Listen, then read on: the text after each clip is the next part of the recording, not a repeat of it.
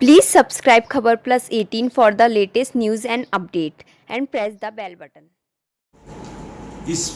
निजता पर हमले की जांच होनी चाहिए कि राजस्थान की सरकार में बैठे हुए सरकार के मुखिया, नेतागण और अधिकारी मिलकर के ये राजस्थान में टेलीफोन टैपिंग का जो षड्यंत्र कर रहे हैं, इसका पर्दाफाश राजस्थान में होना ही चाहिए और ये जानने का राजस्थान की जनता का अधिकार है। इसके लिए मैंने ये एफआईआर दर्ज कराई है। तब राजस्थान के मुख्यमंत्री ने, राजस्थान के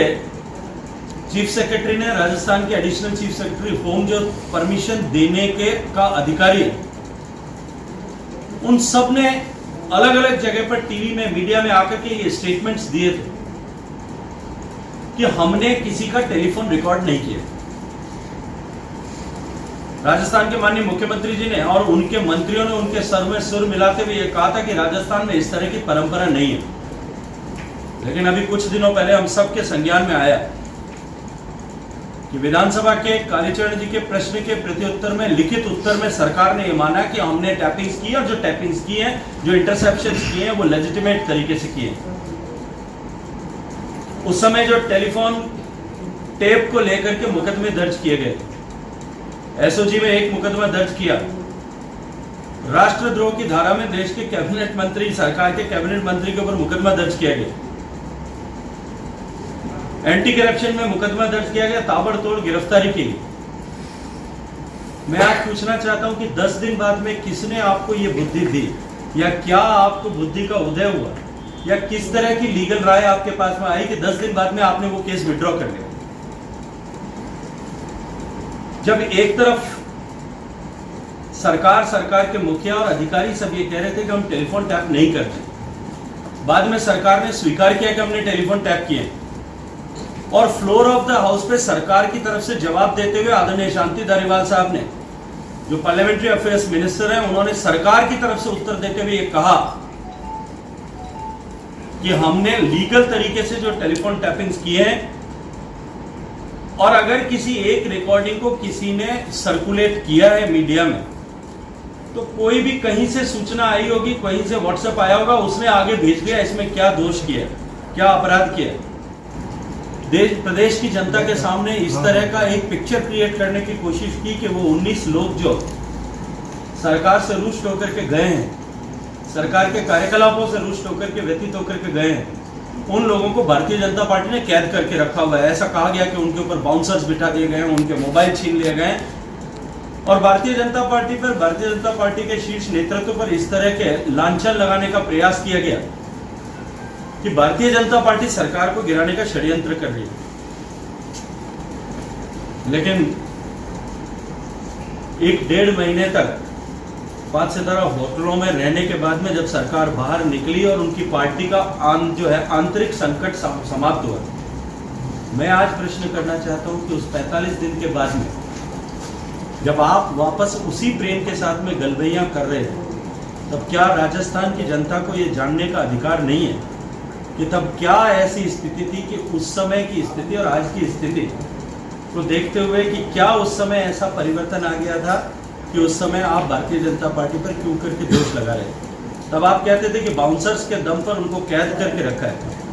तब क्यों नहीं उन 19 लोगों में से किसी भी एक व्यक्ति ने इस तरह का स्टेटमेंट वापस आकर के दिया, या किसी भी एक जगह पर आकर के कोई किसी पुलिस थाने में या किसी भी एजेंसी के पास जाकर के उसकी शिकायत दर्ज क्यों नहीं कराई। राजस्थान में जिस तरह से सरकार के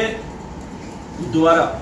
राजस्थान की जनता और जनप्रतिनिधियों की निजता पर हमला किया गया, और मैंने आज ही इंडियन एक्सप्रेस में एक इंटरव्यू में पढ़ा था कि चीफ मिनिस्टर के ओएसडी ने स्टेटमेंट दिया कि मैंने अगर कोई किसी तरह की कोई ऑडियो क्लिपिंग, वीडियो क्लिपिंग, कोई भी मैसेज मेरे पास में आया और मैंने उसको प्रोपेगेट किया है, तो मैंने इसको कहीं किसी तरह का अपराध नहीं किया। जब मुझे ये जानकारी मिली तो मेरे मन में स्वाभाविक रूप से ये प्रश्न उठा कि जब एक तरफ सरकार ये कह रही थी कि हमने किसी तरह की टैपिंग्स नहीं की, या हमने किसी तरह का किसी का भी टेलीफोन टैप नहीं किया, तब मैंने इसको बहुत सहजता के साथ में कि हो सकता है किसी ने इस तरह की टैप जो है डॉक्टर्ड टेप बनाई होगी, इसको लेकर के इस विषय को समाप्त कर दिया था। लेकिन जब सरकार ने इसको स्वीकार कर लिया, तो मैं मानता हूं, मैं ये विश्वास करता हूं कि राजस्थान की जनता को यह जानने का हक है कि सरकार ने जो ये यू टर्न लिया है अपने स्टैंड में, हालांकि इनके लिए यू टर्न लेना कोई नया विषय नहीं है। तो मैंने एक दिल्ली के तुगलक रोड थाने में एक कंप्लेंट भेजी कि मैं, क्योंकि इस टेप के विषय को लेकर के मेरे ऊपर चरित्र हनन करने का प्रयास किया गया, मेरी मानसिक शांति को भंग करने का प्रयास किया गया। मैं उस समय दिल्ली में निवास कर रहा था और कोरोना की आपदा के कारण से लंबे समय तक दिल्ली में था। अभी फिर जब इस तरह की घटना हुई, उस समय भी संयोग से मैं दिल्ली में था। तब मेरा यह प्रश्न था कि इस बात का निश्चित रूप से अनुसंधान होना चाहिए कि क्या टैप हुए थे कि नहीं हुए थे। जब सरकार उस समय कह रही थी कि हमने नहीं किया और अब सरकार कहती है कि हमने लीगल तरीके से किए थे। अगर कोई भी इंटरसेप्शंस किए गए थे तो क्या अब उसे वैधानिक प्रक्रिया के अपनाते हुए उसके लिए स्वीकृति प्रदान करके किए गए थे। और ये प्रश्न मेरा इसलिए जायज है कि उस समय के तत्कालीन एडिशनल चीफ सेक्रेटरी होम ने टेलीविजन में आकर के ये कहा था कि मैंने तो कोई तरह की सूचना जो है इस तरह की परमिशन नहीं दी है, जबकि कानून के अनुरूप परमिशन देने के अधिकारी वही हैं। अब सरकार कहती है कि हमने कानूनन टैप किए थे। मैं ये नहीं कहता कि वो कौन से टैप के विषय में वो जवाब दे रहे,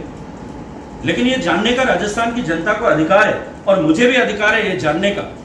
कि किस किस के टेलीफोन आपने टैप किए थे, कितने लोगों के टेलीफोन आपने टैप किए थे, इंटरसेप्ट किए थे और किसकी स्वीकृति से टैप किए थे। अगर आपने किसी की स्वीकृति से ये टैप किए थे, मैं मानने को तैयार हूं कि राजस्थान की सरकार ने समस्त वैधानिक प्रक्रियाएं अपनाते हुए टैप किया होगा। जैसा राजस्थान की सरकार के मुखिया ने फ्लोर ऑफ द हाउस पर कहा कि हमारे यहाँ ये परंपरा नहीं है कि अवैधानिक रूप से टैप करें। लेकिन यदि वैधानिक रूप से कोई टेलीफोन टेप हुआ था तो वो चीफ मिनिस्टर के ओएसडी के पास कहां से पहुंचा, इसका निश्चित रूप से अनुसंधान होना चाहिए, क्योंकि उन्होंने स्वयं स्वीकार किया और पार्लियामेंट्री अफेयर्स मिनिस्टर दोनों ने स्वीकार किया कि हमने टेलीफोन जो है, अगर हमारे पास में कोई रिकॉर्डिंग आई हमने आगे भेज दिया तो हमने क्या गलत किया। देश में पहली बार हुआ है कि राष्ट्रद्रोह के अपराध में अभियोग में मुकदमा दर्ज किया गया, चुने हुए जनप्रतिनिधि पर दर्ज किया गया, जनप्रतिनिधियों पर दर्ज किया गया और 10 दिन बाद में सरकार को ज्ञानोदय हुआ और सरकार ने वापस विड्रॉ कर लिया। और अब उसी मुकदमे में जो विड्रॉ कर लिया उसमें आप वॉइस सैंपल मांगने की वापस बात कर रहे हो। मैं कहना चाहता हूं वो विश्वेंद्र सिंह जी जिनकी आवाज होने की उसमें दावा किया जा रहा है, भंवरलाल जी की आवाज होने का दावा किया जा रहा है, वो माननीय मुख्यमंत्री जी के साथ में बैठ करके कॉफी पी रहे हैं, उस समय आप उनका वॉइस रिकॉर्ड क्यों नहीं करते। इस निजता पर हमले की जांच होनी चाहिए कि राजस्थान की सरकार में बैठे हुए सरकार के मुखिया, नेतागण और अधिकारी मिलकर के ये राजस्थान में टेलीफोन टैपिंग का जो षड्यंत्र कर रहे हैं इसका पर्दाफाश राजस्थान में होना ही चाहिए और ये जानने का राजस्थान की जनता का अधिकार है। इसके लिए मैंने ये एफआईआर दर्ज कराई है और इस एफआईआर पे जांच हो और इस जांच में जो जो अपराधी निकले उनको निश्चित रूप से देश की कानून के अनुरूप उनके साथ में व्यवहार हो। Please subscribe Khabar Plus 18 for the latest news and update.